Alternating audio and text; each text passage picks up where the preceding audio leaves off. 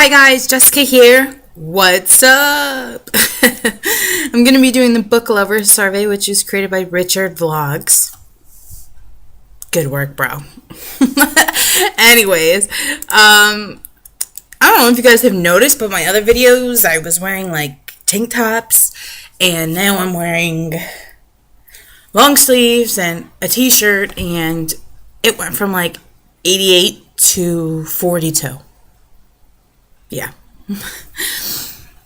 People that don't say we have some sort of extreme weather problem in this planet on this planet they're just crazy. Anyways, I'm gonna start with the survey. First of all, Richard Vlogs, tagged everyone, so I wasn't specifically tagged, but I know that he would want me to do it, right? Anyways, number 1, do you remember how you developed a love for reading?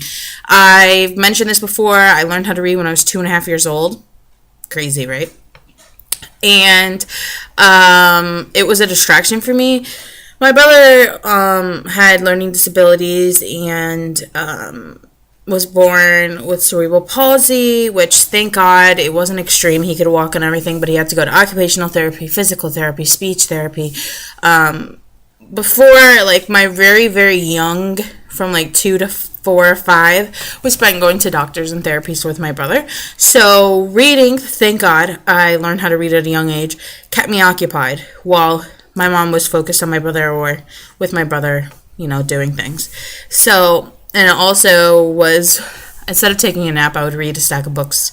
I would just have a stack of books and just read. My mom bought a lot of books for me when I was younger. She knew how much I loved to read, and she liked to buy things like garage sales and stuff. We always went garage sailing, so she would get books really cheap, 10 cents a quarter. So my library when I was a kid was pretty extensive. Number 2, where do you usually read? I think most people read before they go to bed.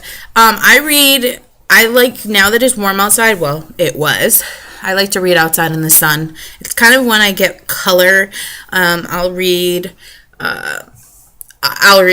waiting somewhere. I'll read in between commercials if I'm watching a television show. And of course before bed. Do you prefer to read one book at a time or several at once? Okay, I've mentioned this recently, is that when I was in kind of a slump or maybe stuck in a book, I would read several at once. Read a couple chapters of one, go to the other. Sometimes if I'm reading like a nonfiction book or the one book that I have to read, which is the list, it's like odd and weird trivia, I probably will read that in a fiction book at the same time. That's just how, I guess, I do things. Number 4, what's your favorite genre? Obviously, my favorite is young adult fiction, but I do have a specific faction of young adult fiction, and I love magic and witches. I love any stories that incorporate secret societies, magic, witches, warlocks. I just love that. I don't mind werewolves and shapeshifters and vampires and stuff, but I love reading about magic and witches. Shoot me. Okay, don't. Put your gun up. Number 5. What genre will you not read? I don't read anything about aliens or like extreme sci-fi. I don't read Star Trek, Star Wars, that kind of stuff. Number 6. Do you have a favorite book? This is very hard. This is like almost impossible. And I kind of wish that it was what are some of your favorite authors, because that's how I'm going to approach this. The bind up Wicked, which includes Witch and Curse by Nancy Holder, really brought me into that magic and witches and young adult paranormal kind of world. I just really fell in love. And then after, the entire Sweep series of Kate Tiernan is another Blood Witch, Covens, and all that, and it's just so interesting and so cool. And then, I'm not going to lie, I really, really, really love that girly young adult. So, I mean, honestly, any of the Gossip Girl books or Pretty Little Liars books, they can be considered on my top list, because I love that writing, and I love how the characters are developed and the snarky talk, and I love it. It's like guilty pleasure. Number 7, what's the worst book you ever read? I was so happy to hear that somebody else, one of his answers was Jessica's Guide to Dating on the Dark Side, and I cannot agree more. I remember I tried to read this book because at the time, Chapter Chicks and maybe Why Fiction Freaks, and I'm trying to think who else. Maybe Melissa Books, and I'm trying to think, Bookish Belle XO. I don't remember what her other channel was. Anyways, some of the original booktubers, we'll say, were loving that book, and I couldn't read it. I thought it was horrible. Another book that I couldn't read, I don't know if I would say it's the worst, was The Hunger Games, because I really enjoyed the movie. And also some of the Alison Noel books, I really enjoyed a lot of them. I should have got more specific and found the specific ones, but oh my gosh, they got so horrible. Oh, it was horrible. It was torture. Number 8, what is the biggest book you've read? I tried to figure this out by going through old reviews I've done on this channel. I think I got the right answer. Once I got this one, I don't think anything could beat it. So it is the Balefire bind-up by Kate Tiernan, which if you haven't read, it's phenomenal. If you haven't read anything by Kate Tiernan, definitely get the bind-up of Balefire. It's like $10.99. It has 4 books: Chalice of Wind, A Circle of Ashes, A Feather of Stone, and A Necklace of Water. And they're awesome. You get 4 books for like $11, and that's like a time where I'll tell you to go buy something new. It's 974 pages. You know what's even crazier is that Kate kept me captivated every sentence, word of every 974 pages. That's talent. Next, what was the last book you bought? I've bought some things that are coming in the mail. I shouldn't have because I'm broke, but that's what credit cards are for, right?